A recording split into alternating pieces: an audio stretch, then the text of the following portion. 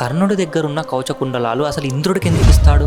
కర్ణుడు నిద్రలో ఉన్నప్పుడు కర్ణుడి కల్లోకి సూర్యభగవానుడు వచ్చి ఇలా అంటాడు, కర్ణ, నీ దగ్గరికి ఇంద్రుడు ఒక బ్రాహ్మణుడి రూపంలో వస్తాడు.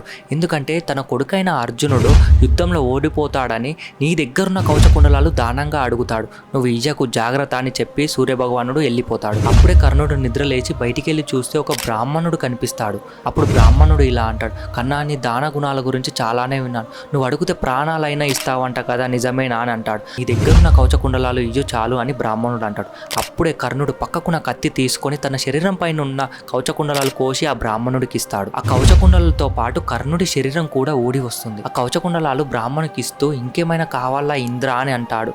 ఆశ్చర్యపోయిన ఇంద్రుడు, నేనని తెలిసే ఇచ్చావా కర్ణ అని అంటాడు. బాధపడుతూ, నువ్వు దానం చేయడంలో చాలా గొప్పవాడివని అంటాడు. కర్ణుడి దాన గుణాల గురించి మీరేమనుకున్నారో కింద కామెంట్ చేయండి. ఈ వీడియో వర్తి అయితే మా ఛానల్ సబ్స్క్రైబ్ చేసుకొని అలానే బెల్ ఐకాన్ కూడా ఆన్లో పెట్టుకోండి.